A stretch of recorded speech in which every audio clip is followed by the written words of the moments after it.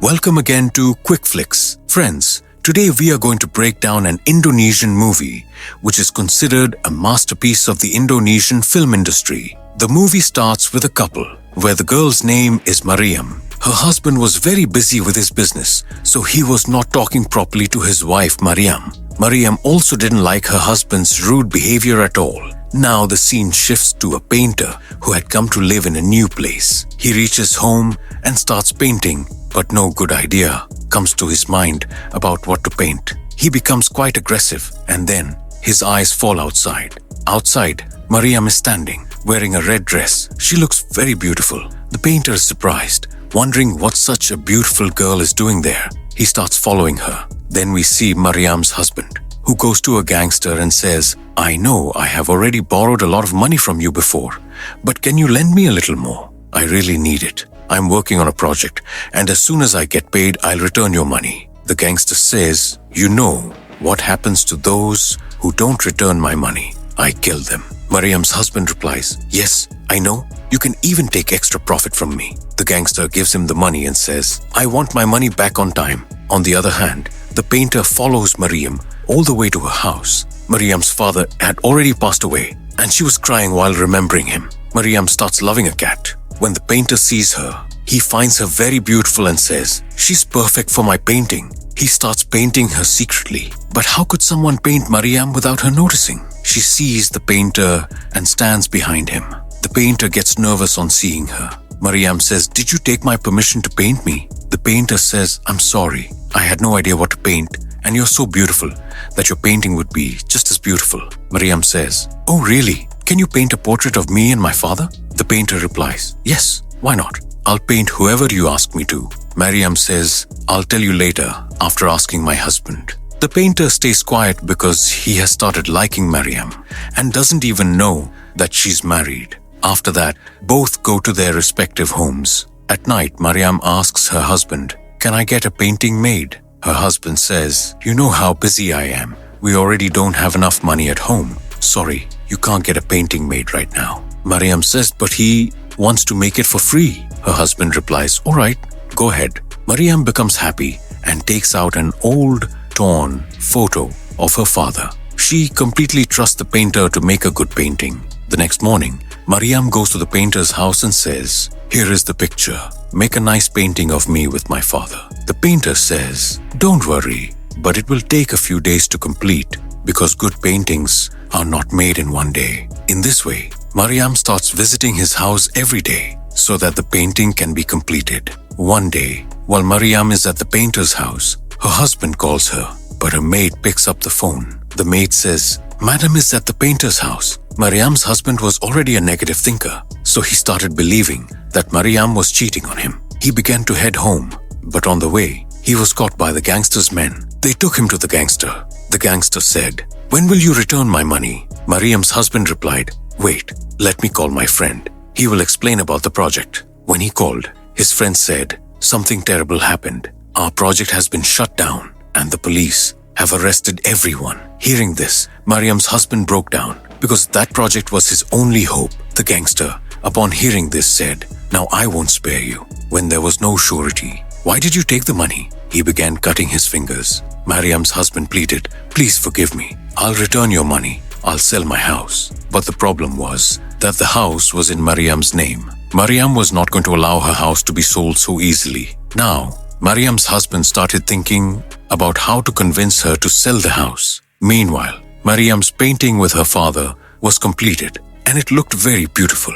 Mariam hung it on the wall and came back, but she felt as if someone was watching her. Then she saw a plate in which her cat's severed head was lying. Seeing this, she went into shock and began crying loudly. That cat was her pet and very dear to her. When the painter heard this noise, he immediately came to her house and comforted her. Mariam said, "I don't know what people will say. Now, before my husband comes here, you should leave. Even though there is nothing between us, he might think negatively." Meanwhile, Mariam's husband also arrived home. Mariam said to him, "Look, my cat's head is lying on the table." Mariam's husband needed an excuse to find a way to sell the house. So he said, "I told you earlier to sell this house. See what's happening now? This house must be haunted." Mariam became emotional and said, How can I sell this house? It belonged to my father. I still feel like my father is here.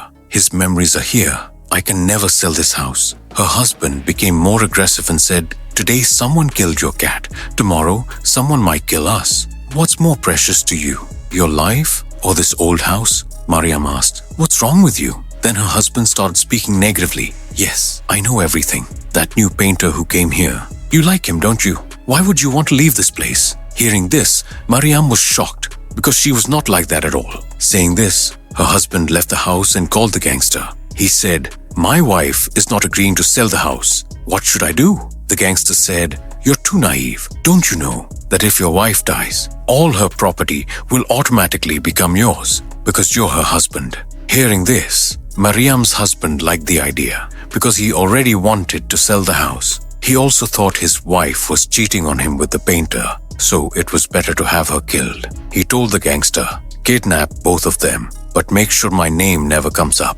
As planned, that's exactly what happened. The gangster's men kidnapped Mariam and the painter. That night, while Mariam's husband was sleeping, he had flashbacks of all the moments he had spent with her. He regretted sending men to have his own wife killed. He immediately called the gangster and said, please cancel this plan. I don't want my wife to be killed. The gangster said, don't worry, I won't kill her. But how could the gangster be that good? Mariam was alone there, and those men started torturing her. Mariam knew self-defense, so she killed all of them and escaped. The painter also survived.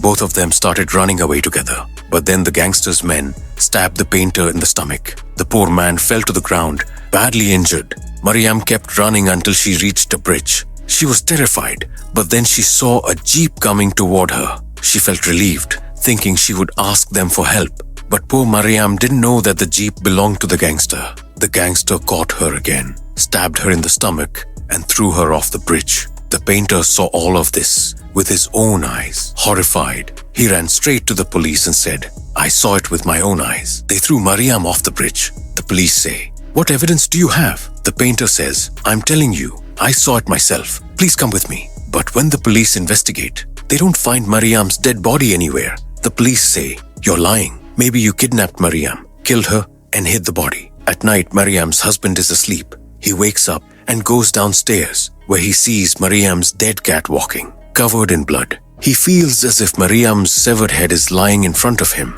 but it's only a dream. He often used to see Mariam in his nightmares, as if her soul wanted to scare him. In the village, people also start talking that they've seen Mariam's soul.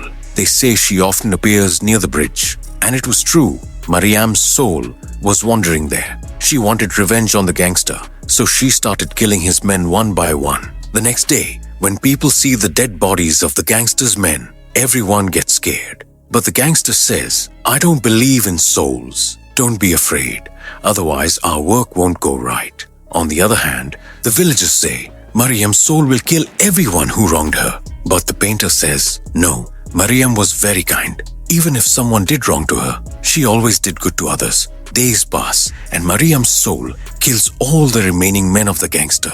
Now the gangster is left alone. He gets an idea. He thinks that maybe Mariam's soul won't kill the painter, so he goes to his house to stay there. But when the painter realizes that this is the same gangster who had Mariam killed, he becomes very angry and locks him up. He also learns that Mariam's husband was the one who made her do all this to make a name for himself. He gets angry at Mariam's husband and tells him to accept his crime. But Mariam's husband refuses and feels no guilt. He only cared about his home. He starts hurting himself, tearing his clothes and shouting loudly for help so that people would think the painter was attacking him. Then the villagers arrive and capture the painter. The painter tells them, believe me, it was Mariam's husband who told the gangster to kidnap both of us. We escaped, but they killed Mariam.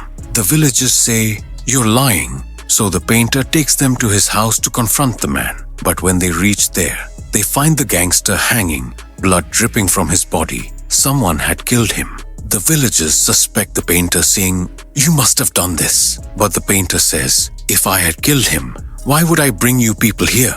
Without saying anything, he leaves. Now, Mariam's husband asks the police for protection, fearing the painter might attack him too. He easily gets security. At night, Mariam's soul comes and starts haunting him. Then the gangster's leader arrives at his house and says, "The money you took from the gangster was given by me. Now that he's dead, return my money or I'll kill you and your mother too." Mariam also keeps haunting him, driving him insane. He takes a saint to the bridge where Mariam died to try and exorcise her spirit. But it doesn't work. The saint leaves. One of the men with Mariam's husband starts shooting at him, but Mariam takes his dagger and slits his throat. Mariam's husband is terrified after witnessing this. When Mariam approaches him to kill him, he starts begging for forgiveness. Just then, the painter arrives. He says to Mariam, "Mariam, I know you're not dead. You're alive. I've seen the place where you live and where you planned all these murders. You were right to do it. I'm not against it. But tell your husband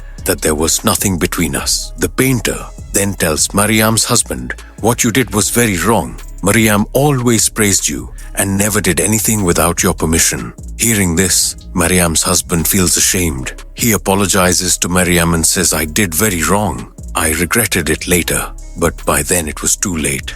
Both of them hug each other.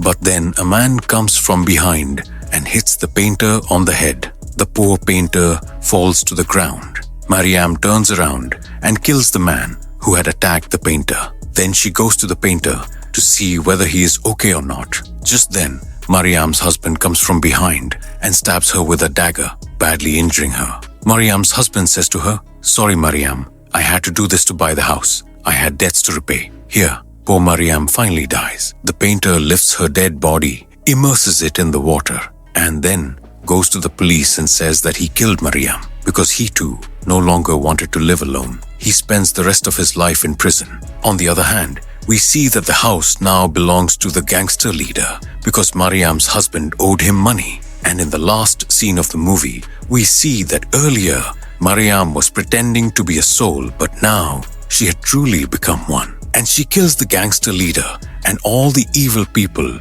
who had wronged her. And with this scene, the movie ends here.